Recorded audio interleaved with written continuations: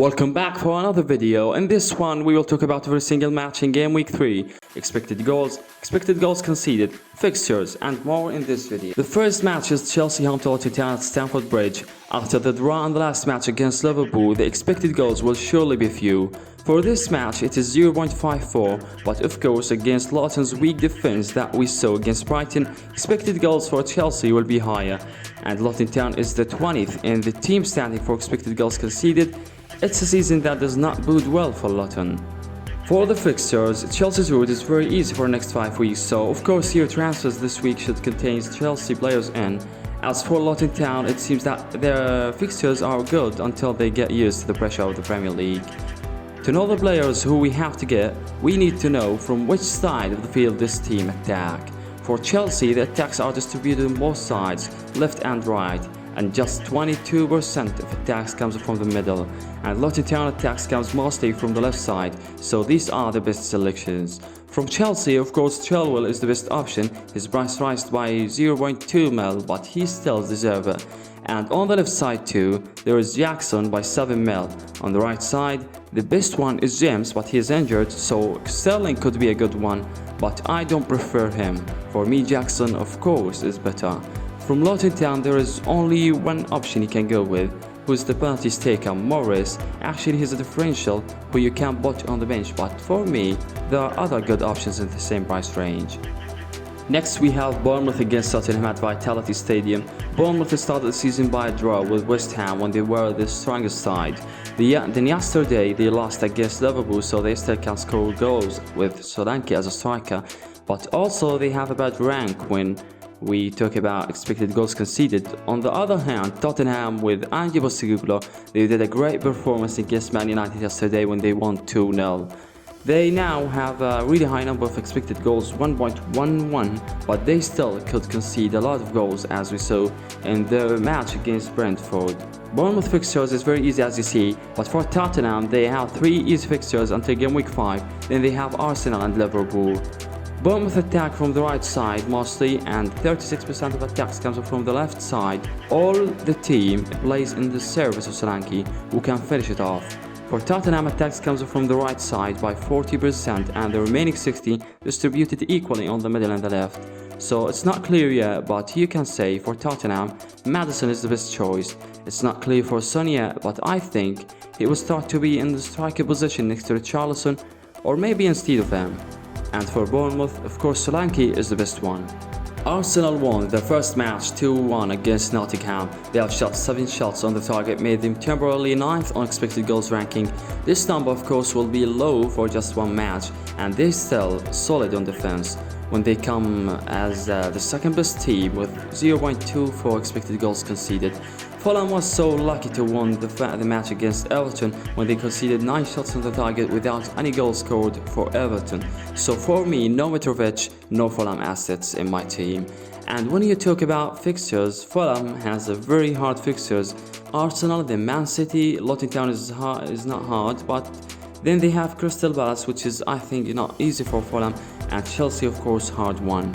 On the other hand, Arsenal still with kinda good fixtures, which is good to make them continue in competition. Now let's take a look at the attacks. For Arsenal, Saka's side has 40% of attacks, and the left side of Martinelli has low number compared to the last season, and from the middle it's good number to players like Odegaard to shoot from outside of the box. For Fulham it's only the left side. Almost 50% of attacks comes from there. Best options is Saka of course, then Odegaard we expect a bit of performance from him in coming games. Saliba or Gabriel is good defender options, we just need to wait to know who are the main players in the back line. Then Ketia could be a great differential if Arteta continues to rely on him. Next we will talk quickly about Brentford and Crystal Palace. Brentford played a great match against Tottenham and Fulham yesterday. They have a really powerful attacking style, all of these without Ivan Toney. Still they can concede many goals, they came 11th in expected goals conceded ranking.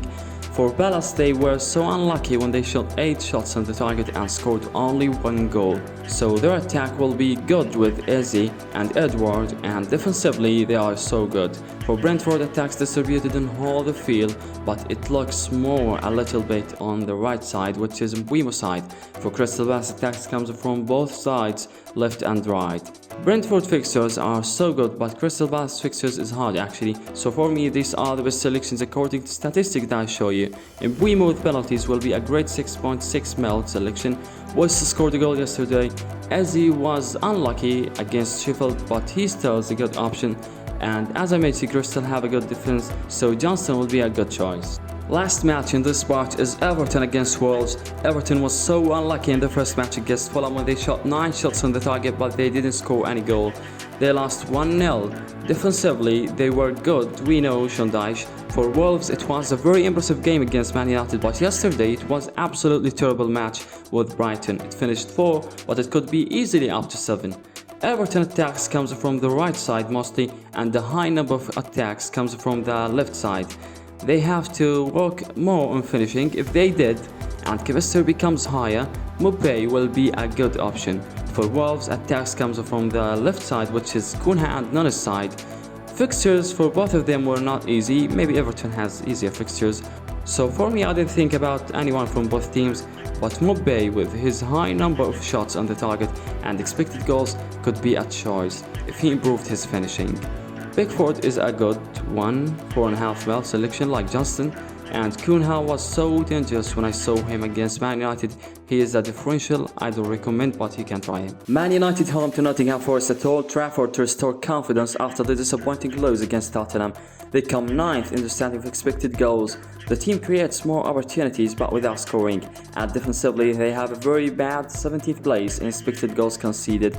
On the other hand, Nottingham have much better numbers than expected. 1.14 expected goals and 1.39 expected goals conceded. I think they can continue Premier League one more season. For Man United, fixtures are at hand, but Nottingham have very hard fixtures in the next 5 weeks. Man United attacks more from the right side, which is Anthony and the second side, and from the left side, which is Luxo, Rashford and Garnacho side. Nottingham mostly attack from the left side. 46% of attacks comes from there, which is Bernard Johnson's side, and Awani slightly leans there. So for Man United, of course, Rashford will be always a good option, or you can go with Bruno, but if you don't have any one of them, wait a little bit more. Onana is a good selection too, with really high ownership percentage. In the first match he got 9 points, includes 3 bonus points. Luxo still is the best defender selection for Man United with a chance to get more attacking returns, and from Nottingham no one better than Awani, scored 2 goals until now with 7 points in every match. Next we have Brighton against West Ham. A brilliant start for Brighton, 2 wins against Luton and Wolverhampton with the same score, 4-1. They are the team with the highest expected goals, 2.6, and acceptable defense with 1.3 accepted goals conceded. On the other hand, West Ham had a good start, a draw in the first match, then a big one against Chelsea. The team doesn't look balanced on the field, but they did what they have to do. 1.23 expected goals and 1.66 expected goals conceded, still not bad stats. For fixtures, both of them have really hard fixtures, as you see. If you're gonna take players from them, you should take the best players. No way to go with differences from them. Brighton attacks from the left side, which is Mitoma and the Stubbidian side, and from the right side, the lowest percentage of attacks, but most of them are dangerous attacks, so Marsh will, with this great form, will make a big work in the right side. West Ham play out wide on both sides, so someone like Jared Bowen will benefit from this play style. Best selection from Brighton is Stubbidian. It's not optional anymore, he must be in your team. For Marsh, it was a big game against Wolves. He scored 2 impressive goals with really high performance. Mitoma could be a great selection too, as we saw most attacks come from his side. From West Ham, Areola no doubt is the best 4 mil keeper selection. He saved the penalty against Chelsea with 3 bonus points. He rewarded his owners with 10 points. Jared Bowen is a good option from West Ham if you want to take a differential. He had a great preseason, but until now he did nothing in the Premier League. Burnley and Aston Villa. For Burnley, statistics of course is not completed because of the postponed match, so they have the worst expected goals rank, and expected goals conceded until now is 0.72, which is not bad. For Aston Villa, they have a very high performance now. Even with the loss against Newcastle 5-1, they came back and won 4-0 against Everton, so they have a very high number of expected goals, 1.72. But they still have a turbo rank on expected goals conceded, 1.6. For both of them, fixtures is not easy, but Aston Villa still have better fixtures than Burnley.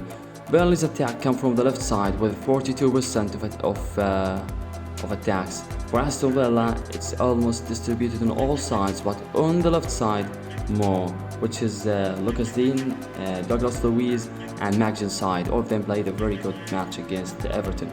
So best options is Diaby, who was very dangerous on every match he played, but unlucky sometimes. Watkins is always an option from Aston Villa. His price is very high for just an assist and a big one, but of course if not today, maybe tomorrow he will explode. Next one is Cash, just 4.5 mil. He is of course the best selection from Aston Villa backline. Finally Douglas Luiz, it seems that he is the penalties taker now with just 5.5 mil. It will be a great differential to have in your team. From Burnley, we still don't have more information. We don't know all the players, so I can't give you recommendations now. Next we have Sheffield United and Man City. Sheffield United is one of the worst teams in the first two games, and Man City continues their historical last season by 2 wins, one against Burnley and the other against Newcastle. They don't have a high number of expected goals until now, but that is normal after the 1-0 won against Newcastle. But they still have the highest expected goals conceded. They have a really solid defense. For fixtures, Man City have very easy fixtures. No big games until game week 8 against Arsenal away, so don't worry about fixtures. For Sheffield, it's always hard. I can't imagine them surviving the relegation. For attacks, more than the half for Sheffield attacks come from the right side, which is Gustavo Hammer's side, who scored the goal against Nottingham. Man City is the only team in the whole league whose attacks come mostly from the middle, and this is a very hard style to manage, and the rest distributed equally from both sides by 32%. This shows the great job Guardiola is doing. So best options, we know Haaland, of course. We blanked last week, but no doubt he will score against Sheffield. Next we have Foden, who played a big match against Newcastle with 3 bonus points. He rewarded his owners with 9 points. It seems that Akanji becomes starting 11 player. 2 clean sheets made him a good option, of course. For me, I have Stones. I benefit nothing from these clean sheets. Last one is Alvarez, who scored the 1 goal against Newcastle. Surely, if he continues to start every match, he will be the second best forward selection after Haaland. Match of the game week 3, Newcastle and Liverpool at St James Park. Newcastle started the season with a big one against Aston Villa by 5-1. Then they lost against Man City 1-0, which is very normal when you look at the opponent. For Liverpool, they come third as the best attacking team. 1.79 is the expected goals for Liverpool. They really have high quality on forward line, but they also need to work more on the back line because they have 1.52 expected goals conceded, which is not acceptable for a big team like Liverpool. For fixtures, both of them after this match have normal fixtures. Newcastle attack come from the right side by 37%, and left side by 35%. Liverpool is not that different. Salah side is 36% and left side 34%, with high number of attacking come from the middle. So best options from Newcastle is Isaac. He was wonderful in the first match against Aston Villa, but his price increased twice to become 7.7 mil. So if you want to buy him, just wait a little bit. His price could go down after the lose against Man City.